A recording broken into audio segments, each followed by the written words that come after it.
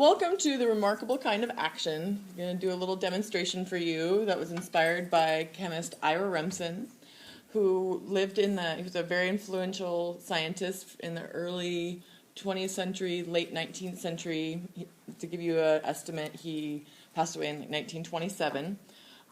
He was trained as a physician in New York City, and then he decided that he was not going to be a doctor anymore. He was going to pursue organic chemistry. So he went to Germany for a couple of years and did the study down in organic chemistry. He came back to the United States, and he just founded one of the most, still to this day, most influential chemistry departments in the United States at Johns Hopkins University. And he was the co-discoverer of saccharin, which is the sweetener that is in like artificial sweeteners. If you've heard of saccharin before, Ira Remsen is one of the people that was responsible for that. He also really felt passionate about teaching and really passionate about working with students. So to quote him, he says that he didn't want to research, he wanted to really educate people. He says, to promote the study of pure science, to develop a scientific habit of mind in students, and to train them to become investigators. Given his devotion to chemistry education, Ira Remsen would be absolutely thrilled to know that there's a particular story that I'm going to share with you here in a moment that has been passed down from generation to generation. So I'm going to read a little excerpt from his journal, and then do a little demonstration as I'm reading part of his journal. So, here it is.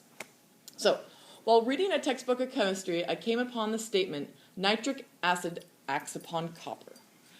I was getting tired of reading such absurd stuff, and I was determined to see what this meant. Copper was more or less familiar to me, and for copper cents were then in use. So this is a penny. Here's a little penny. This is a penny. This is a penny from before 1982. Before 1982, all pennies were made of pure copper. After 1982, the U.S. Mint was trying to save some money, so they started making pennies made out of zinc that are coated in copper. So any penny that is after 1982 will be actually a little bit less dense, but meaning that it'll be a little bit lighter. So what I'm going to do is I'm going to take this out because I don't want to break this really amazing round bottom flask. I'm going to slide down this penny into the flask. There's just a little bit of water in there. I'm going to close this up. So I'm going to read a little bit more from his journal here. All right. I had seen a bottle marked nitric acid. So here is nitric acid. Nitric acid is considered to be a very strong acid. So just a heads up where there is some warnings. It says, warning, poison, danger, strong oxidizer, contact with other materials may cause fire, corrosive liquid, cause severe burns to all body tissue, may be fatal if swallowed, blah, blah, blah, blah, blah. So it is very dangerous stuff. Yes, exactly. Thank you. That is my assistant here, Harvey, in my video. So that's my son. Harvey, you can come around the side and give a little wave. Here we go. All right. Thank you, Harvey. So here we go. So we've got a little bit of nitric acid. So he saw this bottle marked nitric acid on the table in the doctor's office where I was then doing time, meaning he was working in his lab. I did not know its peculiarities, but the spirit of adventure was upon me. So he decided to, so it's going to off-gas a little bit. So having nitric acid and copper, which, here we go, we've got some copper, we've got some nitric acid. Having nitric acid and copper, I had only to learn what the word act upon meant. The statement nitric acid acts upon copper would be something more than mere words.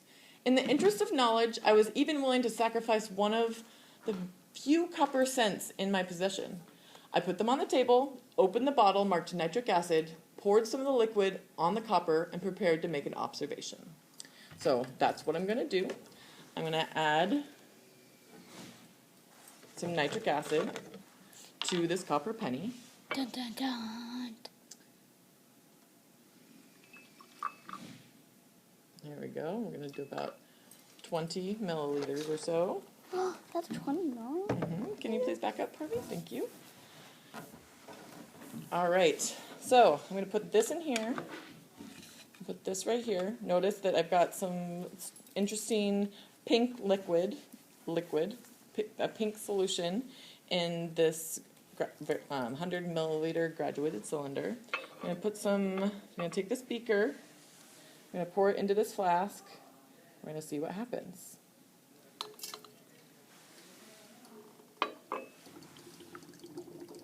Notice. It's bubbling. All right. Notice you can see some brown gas developing there. So, all right. But what was this wonderful thing that I beheld? So imagine Ira Remsen doing this. That I beheld. The scent was already changed, and it was no small change either. The blue-green liquid foamed and fumed over the scent and over the table. The air in the neighborhood of the performance became a colored dark red. A great cloud arose, and this was disagreeable with and suffocating. So, I do want to point out, so we do have a poisonous gas in here. If there's one thing that you remember between now and the time that you're old and retired, is remembering that anytime you see a poisonous gas, or anytime you see a colored gas, know that it's poisonous. So if you see a poisonous gas, or if you see a colored gas, run. So later on in your life, if you say, hey, thanks, Miss Day, for saving my life, because I saw that colored gas, and the colored gas I knew was poisonous, so I ran. So, all right. So, how should I stop this? He wrote. I tried to get rid of the objectionable mess by picking it up and throwing it out the window. I learned another fact. Nitric acid not only acts upon copper, it also acts upon fingers. This pain led to another unpremeditated experiment. I drew my fingers across my trousers, and another fact was also discovered. Nitric acid also acts upon trousers.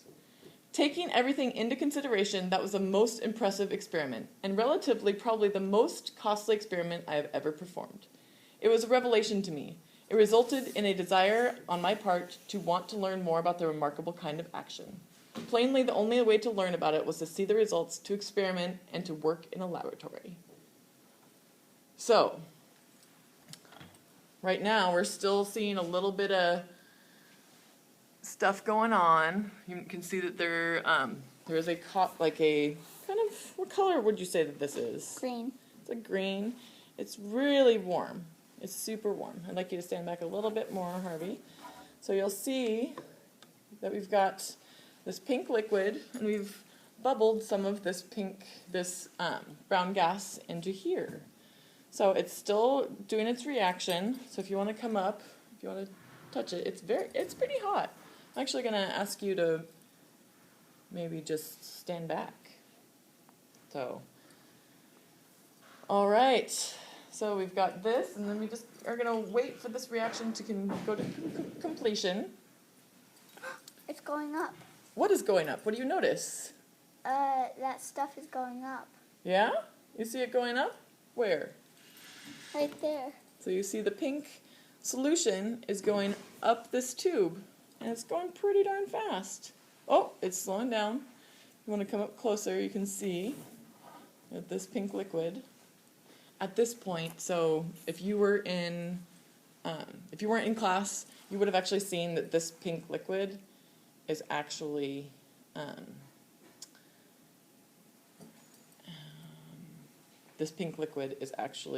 supposed to be clear at this point. Let's stand back. Let's stand back. It's going up. Ooh. Ooh. Look at that. Awesome. Oh, look it. It's going down. Yep. Whoa, it's white. It is white. And in the actual demonstration,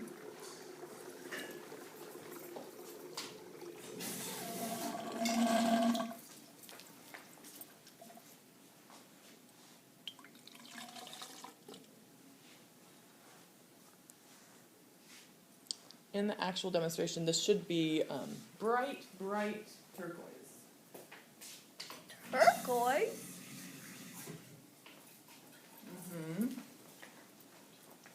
We're going to continue adding a little bit more. So this is my test. So ideally what we want to see that this brown gas is completely gone. So there we go. And again, if you missed class, know that this was something that would have turned turquoise, and this would have been clear already. So I'm just adding some water in here, but notice there's no more pink.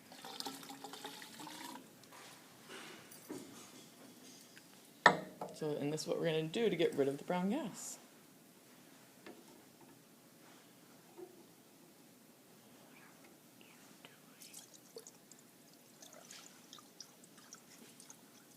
I'm going to try to continue to get rid of that brown gas. Are you trying to make a tornado? Kinda. Whoa, a tornado. Kind of a whirlpool. Whirlpool tornado. I'm going to continue trying to get more in there. Here we go. And notice it's still doing what we call a vacuum. A vacuum? Mm-hmm. Like you mean a vacuum? And now it is all cooled down. Yay!